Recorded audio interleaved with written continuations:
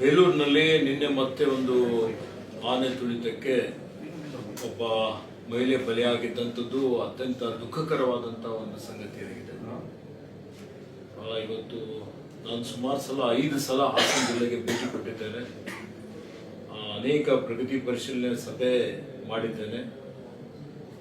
ಸಂತ್ರಸ್ತರ ಮನೆಗೆ ಭೇಟಿ ಕೊಟ್ಟಿದ್ದೇನೆ.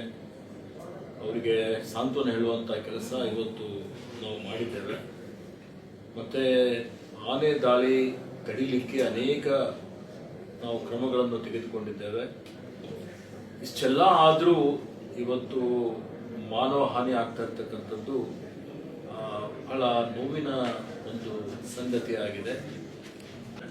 ನಾಳೆಯಿಂದಲೇ ಎಲ್ಲಿ ಆನೆಗಳಿದ್ದಾವೆ ಬಿಕ್ಕೋಡದಲ್ಲಿ ಅಲ್ಲಿನೇ ಒಂದು ನಮ್ಮ ಕಚೇರಿಯನ್ನು ಪ್ರಾರಂಭ ಮಾಡಿ ಕ್ಯಾಂಪ್ ಆಫೀಸ್ ಮಾಡಿ ಅಲ್ಲಿ DCF ಹಂತದ ಒಬ್ಬ ಹಿರಿಯ ಅಧಿಕಾರಿ ಮತ್ತು ಅವರಿಗೆ ಅವಶ್ಯಕತೆ ಇರುವಂತಹ ನಮ್ಮ RFOಗಳಿರ್ಬೋದು, DRFOಗಳಿರ್ಬೋದು, ಆನೆ ಕಾರ್ಯಪಡೆಯಲ್ಲಿ ಯಾರ್ಯಾರು ಸೇವೆ ಮಾಡ್ತಾ ಇದ್ದಾರೆ ಅವರೆಲ್ಲರೂ ಅಲ್ಲೇ ಕ್ಯಾಂಪ್ ಮಾಡಿ ಹಗಲು ರಾತ್ರಿ ಇವತ್ತು 24 ತಾಸು ನಿಗಾ ವಹಿಸಿ ಅವರಿಗೆ ಅವಶ್ಯಕತೆ ಇರುವಂತಹ ಪ್ರೊಟೆಕ್ಟಿವ್ ಗಿಯರ್ ಇರ್ಬೋದು, ಮತ್ತೆ ಅವರಿಗೆ ಎಲ್ಲ ರೀತಿಯ ಜೀಪ್ಗಳಿರ್ಬೋದು, ಸಲಕರಣೆಗಳಿರ್ಬೋದು, ಅವೆಲ್ಲ ಕೊಡ್ಲಿಕ್ಕೆ ಹೇಳಿದ್ದೇನೆ.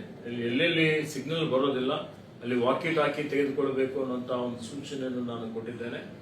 ಮತ್ತೆ ಡ್ರೋನ್ ಕ್ಯಾಮರಾಸ್, ಥರ್ಮಲ್ ಕ್ಯಾಮರಾಸ್, ರಾತ್ರಿ ಹೊತ್ತಿನಲ್ಲಿ ಸಹಿತ ಆನೆಗಳ ಚಲವಲನಗಳ ಬಗ್ಗೆ ನಿಗಾ ಇಕ್ಕಲಿಕ್ಕೆ ಥರ್ಮಲ್ ಕ್ಯಾಮರಾ ಕೂಡಲೇ ಅಲ್ಲಿ ಕ್ಯಾನಡಾದಲ್ಲಿ ಇದ್ದಂಥದ್ದು ಶಿಫ್ಟ್ ಮಾಡಿ ಇನ್ನೂ 2 ಥರ್ಮಲ್ ಕ್ಯಾಮರಾ ಇವತ್ತು ಬೈ ಮಾಡಬೇಕು ಅನ್ನೋಂಥದ್ದಕ್ಕೆ ನಾವು ಈಗಾಗಲೇ ತೀರ್ಮಾನವನ್ನು ಮಾಡಿದ್ದೇವೆ.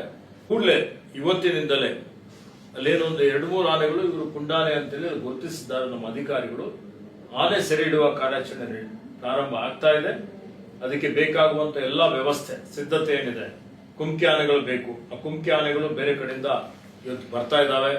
ಮತ್ತೆ ಅಲ್ಲಿ ವೆಟರ್ನೇರಿಯನ್ ಇರ್ಬೋದು, ಇನ್ನಿತರ ಅಧಿಕಾರಿಗಳು ಇದಕ್ಕೆ ಬಹಳಷ್ಟು ಸಿದ್ಧತೆಗಳು ಮಾಡಿಕೊಳ್ಬೇಕಾಗ್ತದೆ. ಇವತ್ತು ಈಗಾಗಲೇ ಚೀಫ್ ವೈಲ್ಡ್ ವಾರ್ಡನ್ನಿಂದ ಆದೇಶವನ್ನು ನಾನು ಕೊಡ್ಲಿಕ್ಕೆ ಹಚ್ಚಿದ್ದೇನೆ. ಮತ್ತೆ ಆ ಕಾರ್ಯಾಚರಣೆ ಪ್ರಾರಂಭ ಆಗಿದೆ. ಮತ್ತೆ ಆದಷ್ಟು ಬೇಗ ಈ ಪುಂಡಾನೆಗಳನ್ನು ಸೆರೆ ಹಿಡಿದು ಇವತ್ತು ಈ ಸಮಸ್ಯೆ ಬಗೆಹರಿಸಲಿಕ್ಕೆ ಪ್ರಯತ್ನ ಮಾಡ್ತಾ ಇದ್ದಾರೆ.